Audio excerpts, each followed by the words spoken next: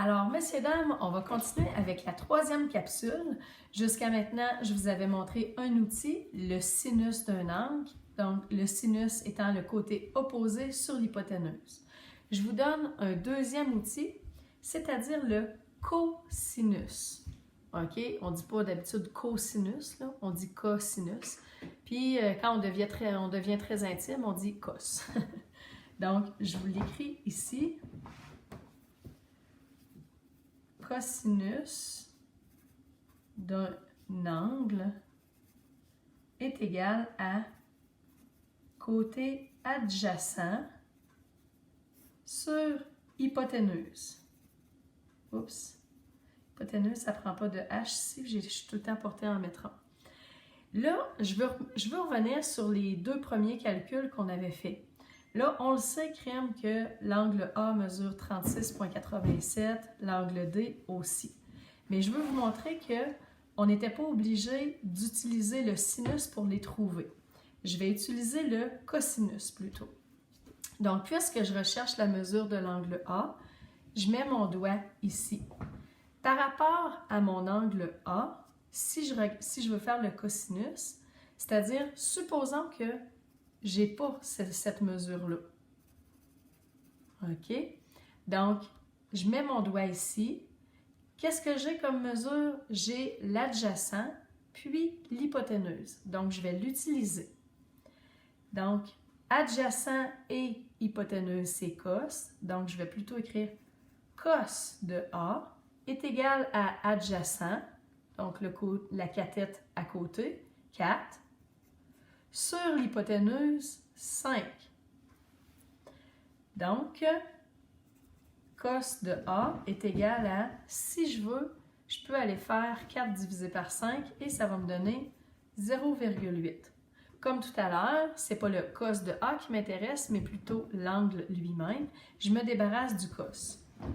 Cos à la moins 1 de cos de A est égal à cos à la moins 1 de 0,8. Ça me donne A est égal à cos à la moins 1 de 0,8. Et si je le pitonne, on devrait arriver à 36,87 comme tantôt. Donc, cos à la moins 1 de 0,8, Enter. Oh! Quelle surprise! Ça me donne exactement la même réponse que tantôt, c'est-à-dire 86,87. Merveilleux! Donc, mesure de l'angle A est égale à 36, je pense que j'ai dit 86, pardon, 36,87 degrés. Donc, j'ai trouvé la même mesure, mais pas avec le même rapport. Si je le faisais ici, je vais y aller plus rondement. Puis, je vais en profiter pour vous dire que normalement, je divise pas. Là, je l'ai fait ici tantôt, 4 divisé par 5 pour que ça donne 0,8. Mais c'est parce que là, les exemples que je vous ai donnés, ça arrivait juste. C'est parfait.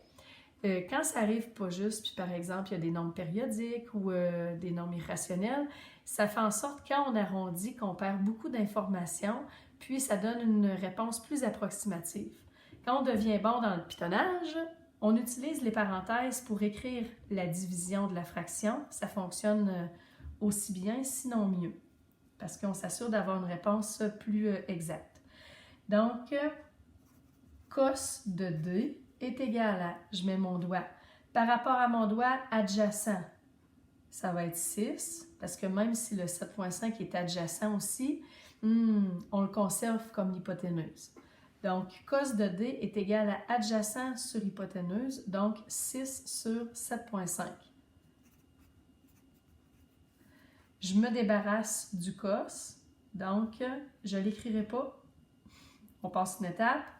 Fait que D est égal à cos à la moins 1 de, et je vais le laisser en fraction plutôt que de le pitonner. 6 sur 7,5.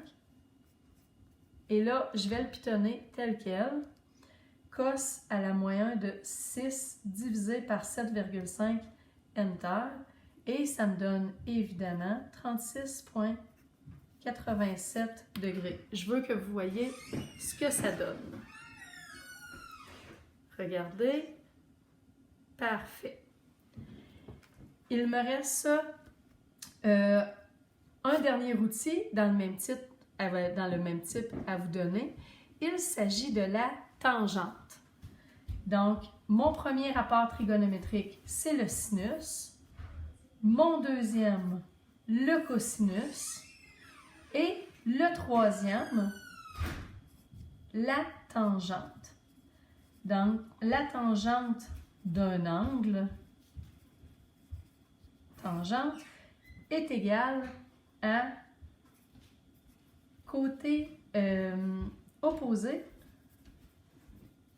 sur le côté adjacent. Donc là, j'ai moins de place sur ma feuille. Je vais me concentrer sur le dernier triangle. Ça va fonctionner quand même, là. Je pense que vous devez déjà être convaincu que si je faisais la tangente sur chacun des 4 qui se trouvent là, j'obtiendrais tout le temps le même angle. Là. Je pense que j'ai été assez convaincante jusque-là. Donc, ici, étant donné que j'ai 4 triangles semblables, normalement, cet angle-là, que je vais appeler, peu importe, là, J, tiens, pour Julie, la mesure de mon angle J ici doit donner 36,87. Supposons que je n'ai pas la mesure de l'hypoténuse qui est de 15, OK, mais que j'ai seulement 9 et 12. Donc, je place mon doigt ici. Par rapport à mon angle J, qu'est-ce que j'ai? J'ai mon côté opposé, 9. J'ai mon côté adjacent, 12. Donc, je peux faire mon rapport tangente. Je l'écris ici.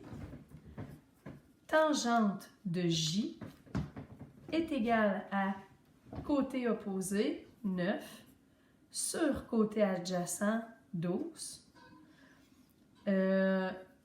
Donc, J va être égal à, je me débarrasse de tangente des deux côtés. Quand on ne dit pas tangente au complet, on dit tan. Donc, tan à la moins 1 de... Pardon. Tan à la moins 1 de chaque côté. J va être égal à tan à la moins 1 de 9 sur 12. Comme ça. Je le pitonne. Donne-le-moi, Alice. Merci. Je sais que ça va donner 36, là, mais je veux juste le montrer. Tan à la moins 1 de 9 divisé par 12. Et ça donne, encore une fois, 36,87.